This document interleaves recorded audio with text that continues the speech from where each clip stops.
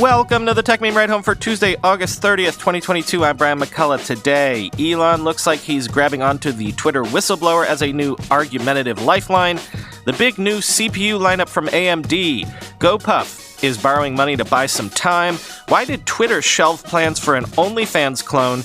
And is AI about to unlock our ability to understand what animals are saying? Here's what you missed today in the world of tech.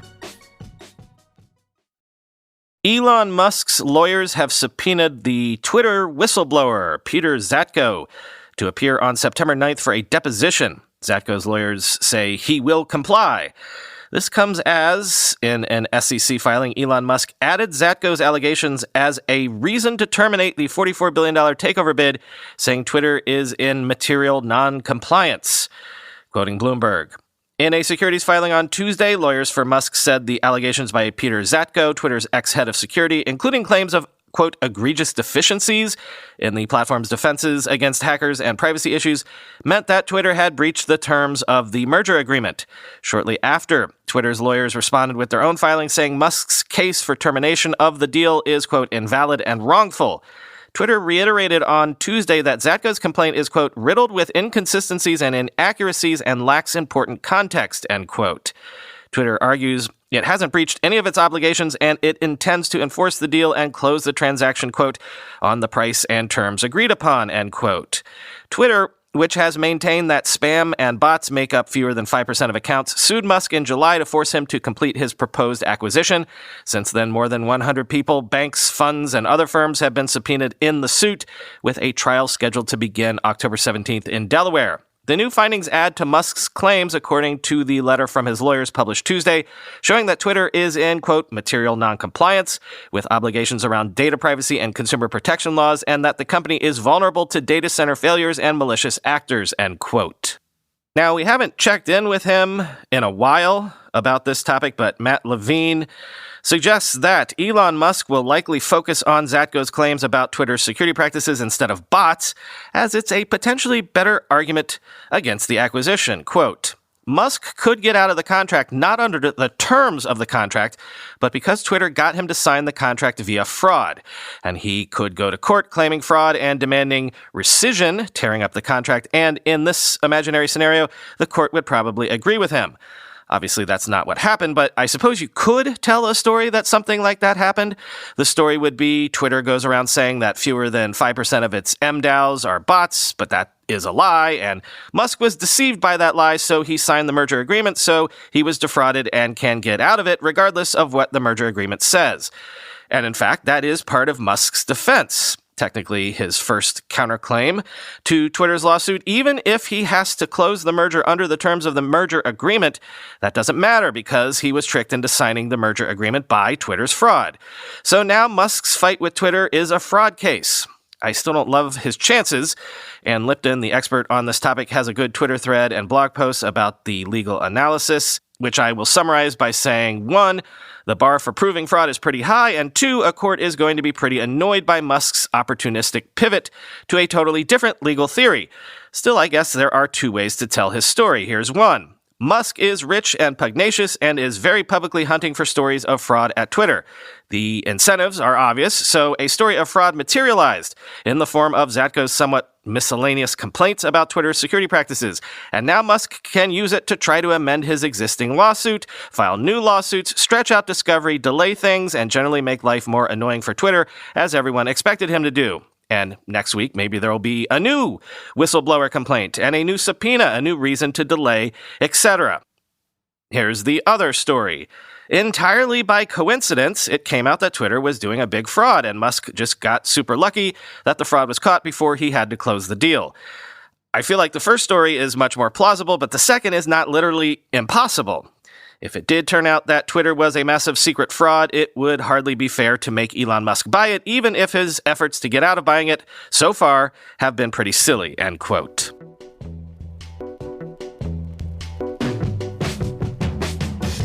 Twitter has begun rolling out Circle on iOS, Android, and the web, letting users tweet to smaller selected groups of up to 150 people. Quoting TechCrunch, Users can add up to 150 people to their circle, and currently, they can build only one of them. There's no limit to who you can include in a circle, so you can go ahead and add Harry Styles if you want, though celebs may ignore your tweets. People included in a circle will see a special green badge under tweets to indicate that the post is only available to that group and not the user's public timeline. Users don't even get a notification when someone adds or removes them from a circle. Plus, Twitter doesn't allow users to leave a circle, so they have to block the person who created it to stop being a part of it. While the social network didn't officially admit this, Circle is one of the ways the company has come up with to stop people from locking down their profiles while maintaining some degree of privacy around specific posts.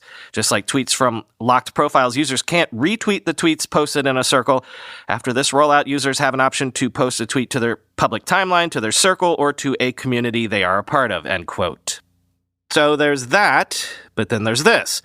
Sources are telling Casey Newton that Twitter was also working to monetize its adult content with an OnlyFans-style subscription until a so-called red team intervened to note the prevalence of CSAM on Twitter. Quote, in the spring of 2022, Twitter considered making a radical change to the platform.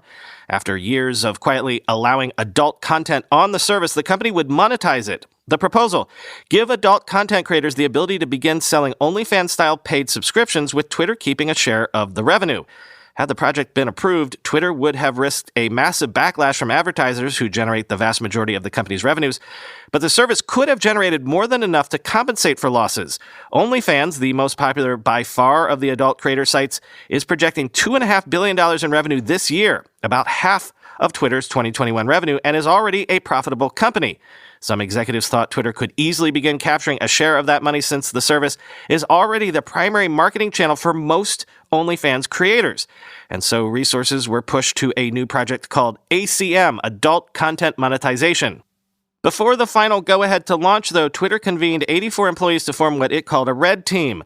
The goal was to, quote, pressure test the decision to allow adult creators to monetize on the platform by specifically focusing on what it would look like for Twitter to do this safely and responsibly, according to documents obtained by The Verge and interviews with current and former Twitter employees. What the red team discovered derailed the project. Twitter could not safely allow adult creators to sell subscriptions because the company was not and still is not effectively policing harmful sexual content on the platform. Twitter cannot accurately detect child sexual exploitation and non-consensual nudity at scale, the red team concluded in April 2022. The company also lacked tools to verify that creators and consumers of adult content were of legal age, the team found. As a result, in May, weeks after Elon Musk agreed to purchase the company for $44 billion, the company delayed the project indefinitely. If Twitter couldn't consistently remove child sexual exploitative content on the platform today, how would it even begin to monetize porn? Launching ACM would worsen the problem, the team found. Allowing creators to begin putting their content behind a paywall would mean that even more illegal material would make its way to Twitter, and more of it would slip out of view. Twitter had few effective tools available to find it. Given the size of the opportunity, the red team wrote, quote, ACM can help fund infrastructure engineering improvements to the rest of the platform, end quote. But the team found several key risks as well. Quote, we stand to lose significant revenue from our top advertisers, the team wrote. It speculated that it could also alienate customers and attract significant scrutiny from Congress. Taking the red team report seriously, leadership decided it would not launch adult content monetization until Twitter put more health and safety measures in place, end quote.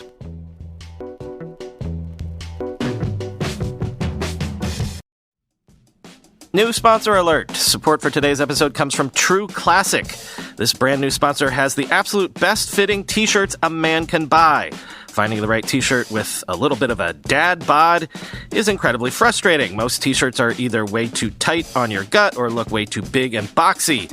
You're not in high school anymore, and it's time to upgrade. True Classic has already helped over 2 million men finally get a better fit at an affordable price, including me. I'm wearing a True Classic tee right now. True Classic's tees taper off towards the bottom, but they fit tighter around the chest and the shoulders. True Classic allows you to highlight your best attributes with a t-shirt you can always feel confident throwing on.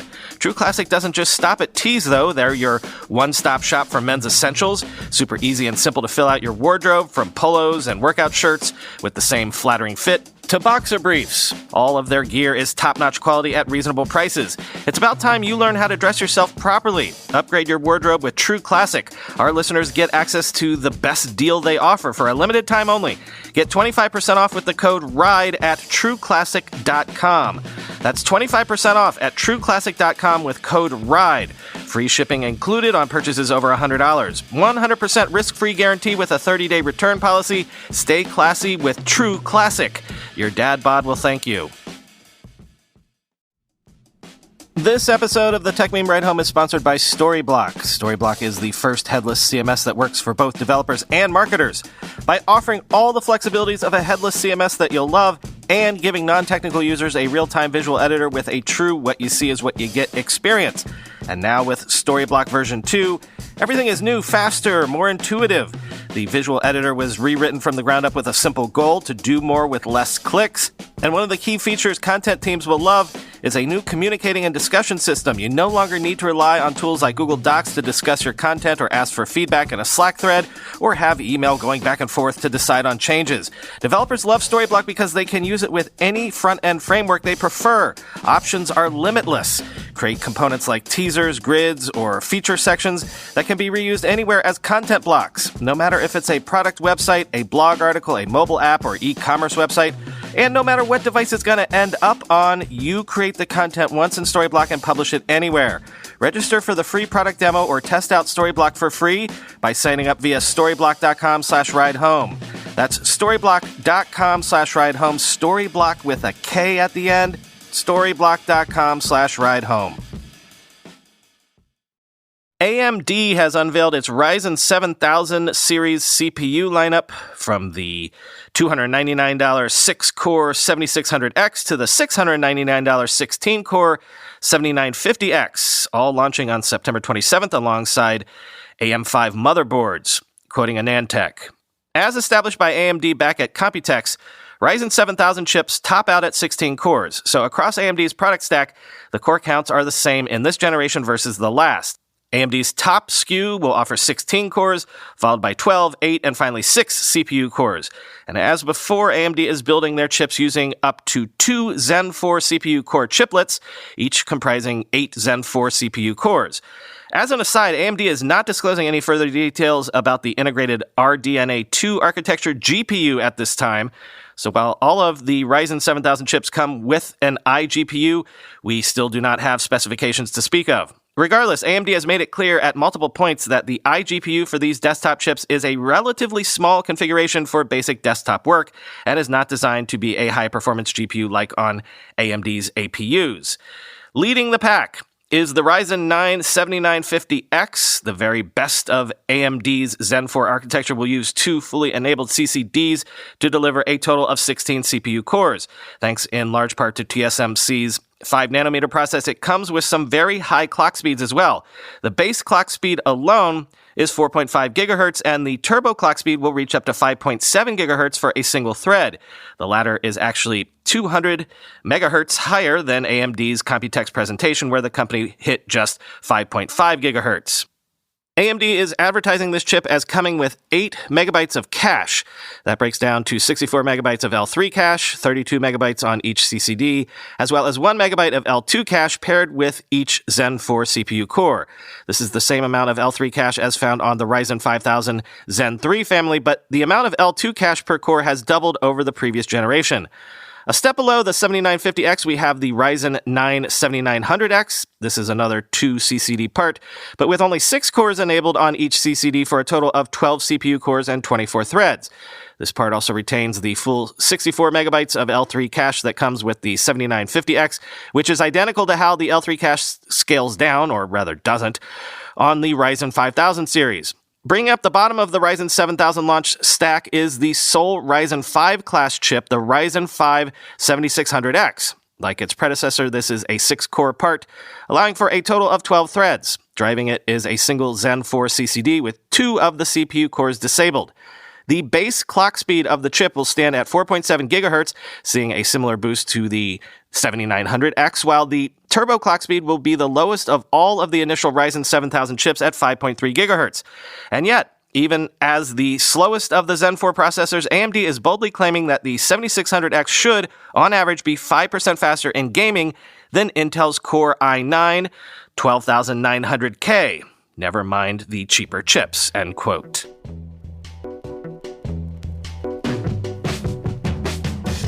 Sources say delivery startup GoPuff is seeking to borrow up to $300 million after burning around $400 million just from January to March of this year.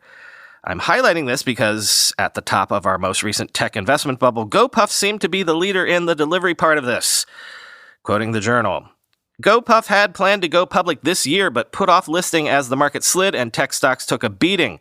Last year, investor excitement about the future of fast delivery helped GoPuff raise over $2 billion, more than tripling its valuation in less than a year to $15 billion by mid-2021. One GoPuff investor, Fidelity Investments, has marked it down, cutting the value of its stake by nearly 50% as of June. People familiar with GoPuff's spending said the company had about $1.5 billion in cash after burning around $400 million in the first 3 months of this year. They said its plans to raise a new line of credit show that it is trying to shore up its finances ahead of a potential economic downturn. Daniel Folkman, GoPuff's senior vice president of business, said the company has reduced its cash burn since the first quarter by shedding staff and closing dozens of warehouses. He said spending last year and in the first 3 months of this year was high because of investments to expand the business. The company's margins are improving, and it has enough cash to cover it for another 4 years, Mr. Folkman said.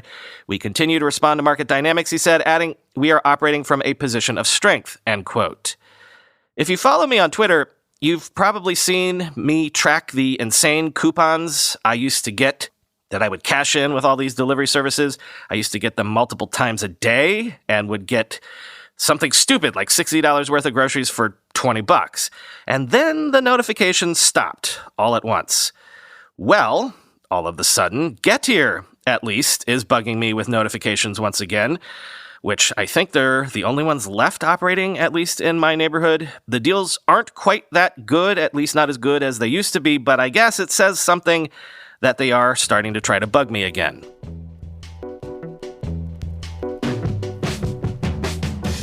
Finally today, if you listened to last weekend's bonus episode, you heard my thinking continue to evolve, almost in real time, about the whole artificial intelligence space, i.e., what if we really are on the cusp of AI breaking through in ways that could be absolutely transformative society-wide? Now, this may not be that exactly, but the New York Times has a piece up looking at how scientists are using machine learning to decode communications between fruit bats, crows, whales, and naked mole rats, eventually planning to converse, at least with marine animals. I don't know how societally transformative some Dr. Dolittle stuff could be, but, it would still be hella cool. Quote, machine learning systems which use algorithms to detect patterns in large collections of data have excelled at analyzing human language, giving rise to voice assistants that recognize speech, transcription software that converts speech to text, and digital tools that translate between human languages.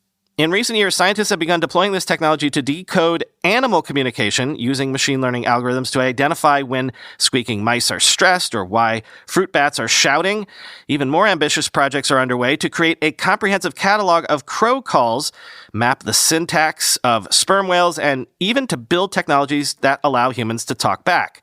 Let's try to find a Google Translate for animals, said Diana Reese, an expert on dolphin cognition and communication at Hunter College and co-founder of Interspecies Internet, a think tank devoted to facilitating cross-species communication. The field is young, and many projects are still in their infancy. Humanity is not on the verge of having a Rosetta Stone for whale songs or the ability to chew the fat with cats, but the work is already revealing that animal communication is far more complex than it sounds to the human ear, and the chatter is providing a richer view of the world beyond our own species. I find it really intriguing that machines might help us to feel closer to animate life, that artificial intelligences might help us to notice biological intelligences, said Tom Mustill, a wildlife and science filmmaker and the author of the forthcoming book, How to Speak Whale. This is like we've invented a telescope, a new tool that allows us to perceive what was already there but we couldn't see before, end quote. Given enough data about how, for example, whales converse with each other, machine learning systems should be able to generate plausible responses to specific whale calls and play them back in real time, experts said. That means that scientists could, in essence, use whale chatbots to converse with the marine mammals even before they are fully understanding what the whales are saying. These machine-mediated conversations could help researchers refine their models and improve their understanding of whale communication. At some point, it might be a real dialogue, said Michael Bronstein, a machine learning expert at Oxford and part of Project SETI. He added, "As a scientist, this is probably the craziest project I have ever participated in," end quote. Read the whole thing. Really, really fascinating.